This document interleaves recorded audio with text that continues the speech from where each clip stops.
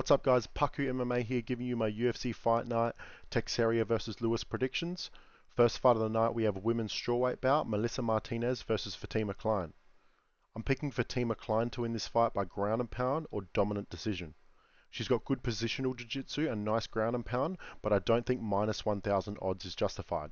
Martinez is a crafty striker with a few weapons, and big favourites can be scary in WMMA.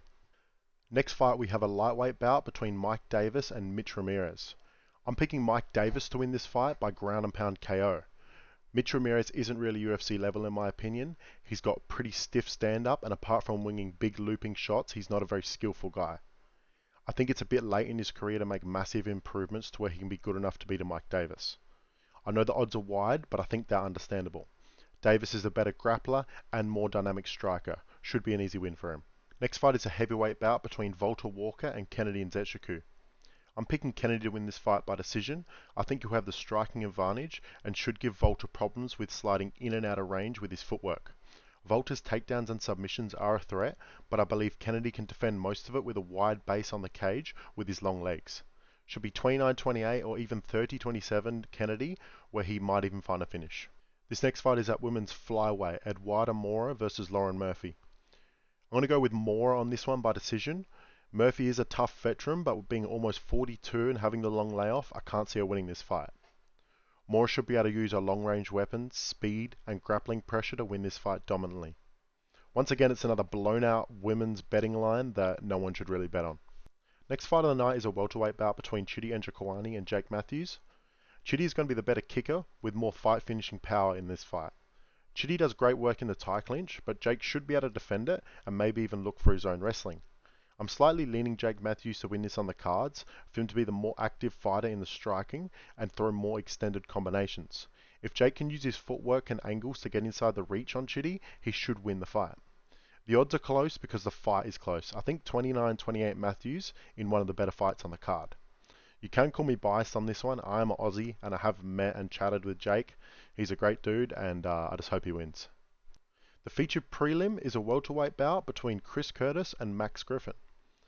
This will be Chris Curtis's debut at 170 pounds, where I think this division suits him more if he can get his weight right. 5'10 with a 75-inch reach is just a bit short for middleweight. I think this is a good matchup for Chris. His striking offense is better than Griffin's, and his defense is what makes him elite. He has good eyes and an MMA flow that comes with being in a room with Sean Strickland. Max Griffin does have some power and is a decent wrestler, but I don't think he's going to be able to implement that to a guy as good as Curtis. A few years ago I'd give Max a chance, but nearly being 40 and off the back of a very unimpressive performance against Chiesa, I got Curtis by late KO or decision. To kick off the main card we have a light heavyweight bout between Tuko Tokos and Junior Tuffa. Once again we have another change in division. This will be Tuffa's first fight at 205, with all 9 of his pro MMA fights being at heavyweight.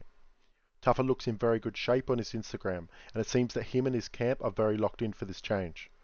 Tuko Tokos has had a rough time at the UFC level, running into 2 good prospects in Omar Sy and Navajo Sterling. Tokos will have the grappling advantage, and that's his path to win here, but I don't think it's enough to deal with the constant danger on the feet. He is a big light heavyweight, but has a clear disadvantage in the striking and power, so I'm picking Tuffa to win by first or second round KO. Another pick where I'm probably completely biased on it, and I've met and had photos and talked to Junior Tuffa. He's a freaking legend, and hope he wins. Next fight is a heavyweight bout between Austin Lane and Victor Petrino. This will be the third and final weight change on this card, with Victor Petrino's debut at heavyweight. It's a surprising weight change because I thought Petrino's size did fit 205. I'm guessing he likes his chances against the slower and less skillful fighters at heavyweight. Austin Lane is an okay fighter with some power and decent boxing. Being 6'6 with an 80-inch reach makes him a big heavyweight, and his size could cause problems for Petrino. Petrino will have the youth, speed, and explosiveness advantage in this fight, and I do think he has a slight edge in wrestling and control. With Austin Lane's chin, I think I have to pick Petrino here to win his heavyweight debut. I've never really been hot on Petrino. I bet and won fading him against Anthony Smith and Jacoby, so it's a rough one. I'm picking Petrino by second round KO, but the line is wide and I have no confidence in it. Next fight is at featherweight, Morgan Charrier versus Nathan Landwehr. This should be a good fight. Nate the Train is a fan-friendly fighter, and it's hard not to love him. He's an in-your-face, take one to give one style that has got him some decent wins at the UFC level with his cardio, durability, and heart. Morgan Charrier will be the more technical fighter here in every part of MMA. I think he'll patiently pick his strikes and takedowns and outclass Landwehr with pretty little resistance. I know Charrier is 1-2 in his last 3 fights, but the Chepe fight was razor close, and Nate won't have the speed and movement that gave him problems in the Nathaniel Wood fight. I'm picking Charrier to win by second or first round KO, where he uses speed, movement, and decision making to find big shots on the less skillful Landwehr.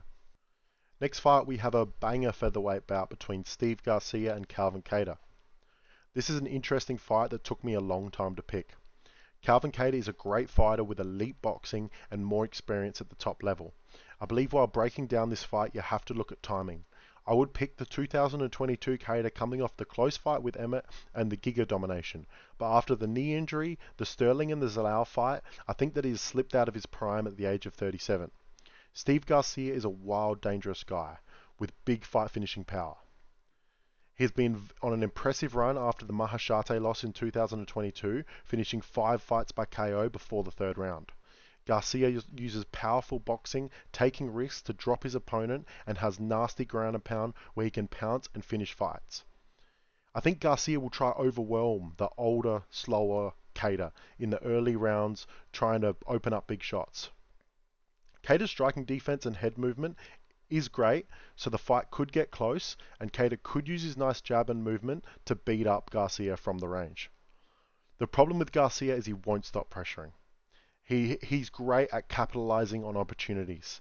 So I'm picking Garcia by a 2nd round KO, where it might be a close fight until Garcia lands a bomb and finishes the fight. Should be a good one. For the co-main, we got a welterweight bout between Gabriel Bonfim versus Stephen Wonderboy Thompson. This is another fight that was tricky for me to pick. Gabriel Bonfim is very good and has potential at only 27 years old. He will have the wrestling and submission grappling advantage against Wonderboy and is a whole 15 years younger. Wonderboy, of course, has the distance striking, footwork, and experience. Wonderboy is the best of the best when it comes to green zone kicking and movement in MMA. I believe his striking edge is a little bit wider than Bonfim's grappling advantage because Wonderboy has actually shown some sneaky good takedown defense in the past. Only the elite of the division has taken him down, and we're yet to see if Bonfim is elite yet. This is a great test for Bonfim, and it would be a good win on his record. I'm picking Bonfim by 2nd round submission with very low confidence. I'm liking the betting side of Wonderboy at plus 300 because he does have a clear path to victory if he can defend the takedowns. There are still some questions on how Bonfim looks at the end of the fight. His output slows, and Dalby has shown you can break him late. Main event time, we have the heavyweights, Talison Teixeira versus Derek Lewis. I'm picking Derek Lewis to win by 1st round knockout. Talison is a 6'7", 25-year-old heavyweight with good potential.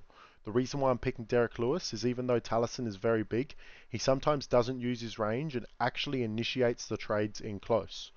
I don't know if it's because he's young, inexperienced, or just trusts his power against anyone, but that's not how you fight Derek Lewis. If Talison can mitigate risks, stay long, and pick his shots, he should win, and I will be impressed. And the division is lacking stars, and he can do well in the division. But Derek has made a living out of knocking out big tall guys. He's got the nuclear option, and if you make mistakes, he will punish them. It's a close fight, but I'm leaning Lewis. I think the jump up in competition for Talison is a bit too much, but he does have great potential in the sport. I'm keen to see what happens, but we got Lewis by KO. Well, that's it, guys. That's my breakdown for the cards. Let us know anything in the comments, what you think. If you want more Paku picks, Paku breakdown, whatever you want to call it. But yeah, things can change.